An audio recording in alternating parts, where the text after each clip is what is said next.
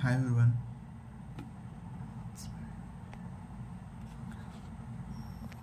Hi everyone. So I am talking about and I am speaking about Terraform topics like which is related to which are related to networking.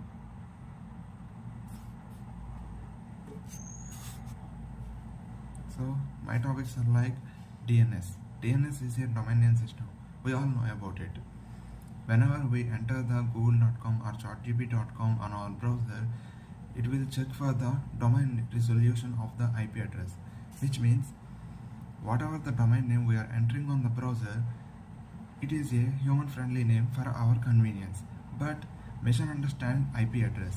So these domain names are maintained by a domain name server or an internet service provider. They will maintain the it's like an internet phone book, and a browser will translate the human-friendly domain name into mission-readable IP address. This ensures this ensures a browser to send packets and receive packets easily. Moreover, that it's our friendly nature. If we want to access the different websites, we need to remember all the IP addresses of those websites. Instead of that, we are using simple human-friendly names which we can remember easily to access them easily. That is what domain name system is, which is a domain name service, which helps us to resolve the domains into IP addresses. It helps to the system or the server. Okay, what is IP address? We connect to Wi-Fi, we connect to internet. What is the difference between Wi-Fi and the internet? Is there any difference? No. All they are together, they are same. But if we are in a house, this is called local area network, which is called also LAN. But if we are outside the house, or if we are somewhere in the village or in the town, maybe we connect to the cell tower. That is called internet, which is WAN, wide area network, used by group of people, used by multiple people, used by all over the people, geographical nature. That's it. But there is a difference. If we are in the internet, if we are connecting to the cell towers, we get public IP addresses. But if we are in the house, or if we are connecting to the any router, which is private network, so the thing is common. The device which is connected to a network, whether it will be Wi-Fi or whether it is cell tower, every device within the network will get an IP address to communicate to another device and to send and receive data from other device. That's it. That's what IP address is. IP addresses are like location of the place, location to the device. So for example, in a village there are multiple houses are there. If you get a postcard, how it will reach you? Definitely your house address. It will reach to your house address. That's how, if someone want to share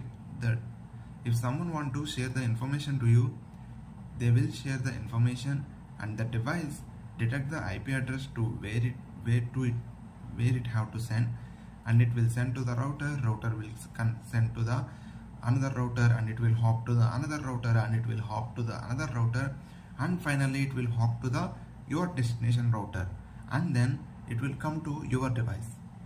That's it. This is called routing and routers. Okay, what is subnetting? We talk about IP addresses and we talk about DNS. Okay, there is one gap. How many types of IP addresses are there? There are two types of IP addresses are there: IPv4 and IPv6. Why IPv6 and why IPv4? So essentially, widely used address is IPv4 address, but as the lack of IPv4 public addresses, the world introduced IPv6 address, which is in 128-bit format, and we couldn't be lack of IPv6 addresses, and the world is slowly resolving IPv4 addresses into IPv6 addresses. That's all about IPv4 and IPv6. The difference is IPv4 is divided into 4 octets with dots, but IPv6 is divided into, it is a hexadecimal, it is divided into 8 bits, 8 octets, maybe. It is a 8 hexadecimal number or the IP address. That's it. Next, coming to subnetting. What is subnetting? Nowadays cloud has evolved a lot. Everyone is using cloud and everyone is deploying the services on the cloud. But they need network. How they are creating network? So this is where comes in subnetting. Cloud uses subnetting. They create a large network. In that large network, they create pieces of network. They divide the large network into parts of small networks to improve the efficiency and performance of the network, to reduce overlapping between IP addresses, and to increase the performance and to improve the scalability, to maintain the segmentation, and to provide more security to the services or the resources. So subnetting is very crucial nowadays. It provides a very number of features like security, scalability, efficiency, performance, reduces overlapping, reduces congestion. So it is essential. A subnetting is the part of a large network. And finally, ports. What are ports? Ports are like doors in your house. For example, a packet reach your house. For example, a postcard reach to your house. Where it will go? To your mother room, to your father's room, to your friend, to your brother room, or to your room. This is what ports is. IP address is for your house, but ports are for the different services in the server, different services on the server. It's like different rooms in your house, different rooms in your home. So on a server we can run multiple services, but to access those services individually, the world introduced ports. For each service we assign a port, and that port is configured to IP address. So for a server, IP address is unique, but for different services there are unique ports. These ports are aligned with IP address. To access a service, we need to enter the IP address semicolon port ID. You want to access the service B, you need to enter the IP address and semicolon port B. That's it.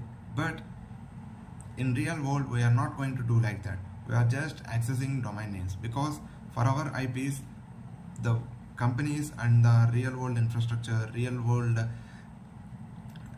employees are assigning or are allocating or configuring a domain to your IP address. That's what about these all the topics. See, I didn't explain clearly. If you thought like that, it's your problem. Sorry, I'm just speaking to myself. These are my words for my efficiency and to prove myself. That's it. So I just explained a lot. Yes, there is lag in my knowledge, or there is a lack in my communication, but it's okay. I'm going to develop, I'm going to change. I already changed a lot, but if I be consistent and if I be disciplined, I'm going to be a new version. I am already a new version of myself. I have been recording videos from the past 50 days. That's what new version is. That's who I am. That's what I am. It's all about consistency and discipline.